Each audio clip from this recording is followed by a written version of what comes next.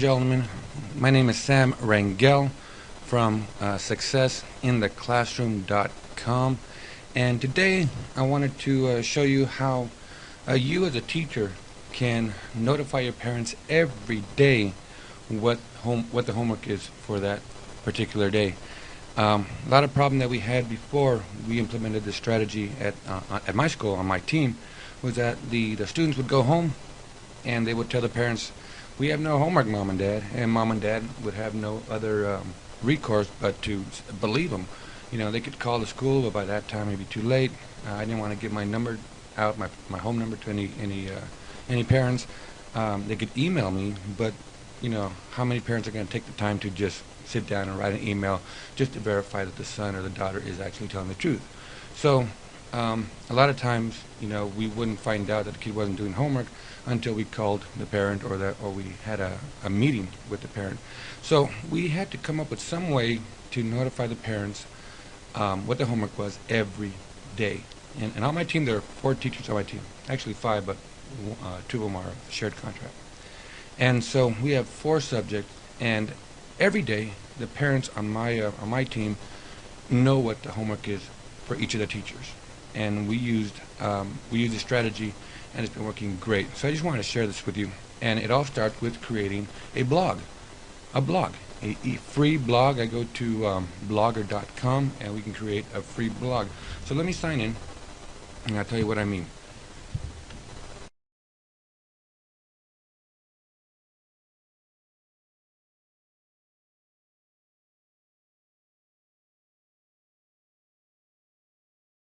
All right, so here is our blog, and let's look at the blog right now. This is the blog that we have, and what happens is every day we have. I selected 2 students who were responsible, who knew how to spell. That's key. If you're gonna do this, you gotta find a couple of students who know how to spell. The reason I have 2 is that sometimes one student might be absent. So if one student's absent, the other student can take over. And if both students are absent, then you know it's up to me to handle this. But very rarely will both students be absent on the same day. So I have 2 students, and they'll take turns. You know, after I train them, they'll take turns in doing this. So what happened is, at a specific time of the day, in my class, it's right before lunch. We have the home class, or a home period, whatever you want to call it, where students will be silent reading, or they'll be working on homework, and that's the perfect time for my student to go out and collect the homework.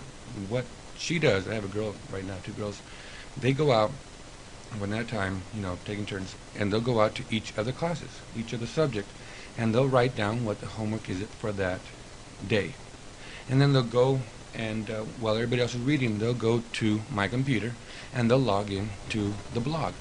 Now, I give them the login username, and I give them the password. Now, be careful that when you do this, don't give them a password that you use for your home email. Don't give them a password that you want them to know, because who knows, in the future they might, something might happen. They might want to, get revenge for all the homework that you gave them. So don't, that's just common sense. Don't give them passwords that you're going to use regularly. Make up a password. Make sure you write it down somewhere, because otherwise you'll forget. And give it to them. And what they do, they go into, and they log in, and then they just create a new post. And then they'll write down the homework. They'll put in the date, and let's say tomorrow, September the 8th. And then they'll write in the homework. And the way it works, we have history, and then we have language arts, we have science, and we have math, or algebra, or whatever class it is. And what they'll do, they'll write down, in history we have, let's say we had study for the test. And then with art, we had write the essay. And science, we had no homework. And in math, it was page 135, odd numbers. Okay, And again, here they can always add some extra notes like, don't forget to get permission slip signed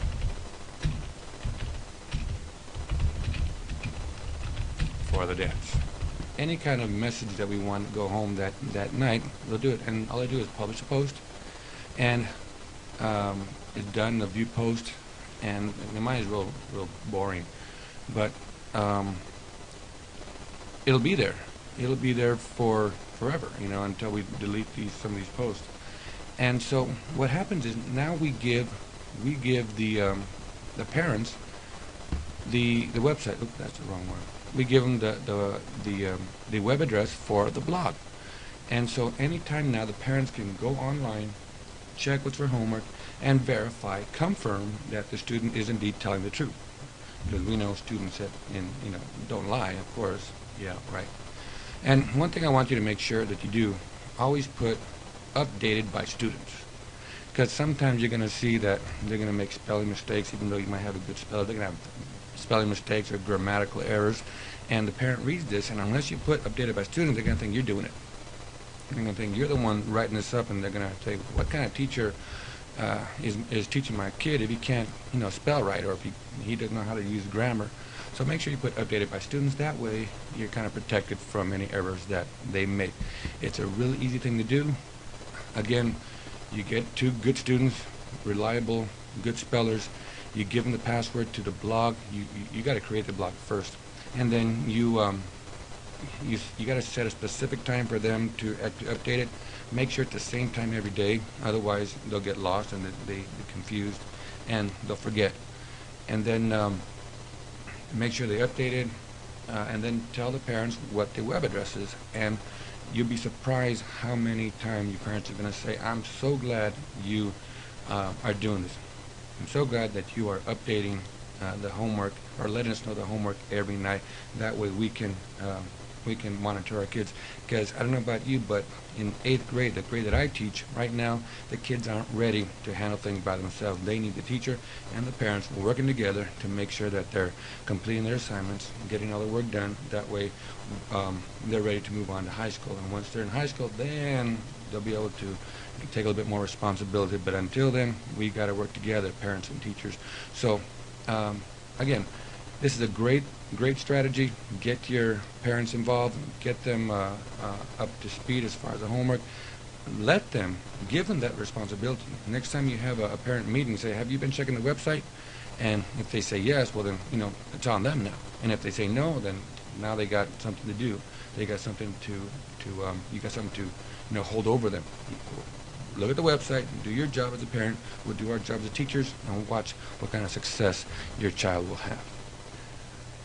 Well, that's it for today. Hope you like this, and I hope you put it into place. I think it's a great way to get your students more successful.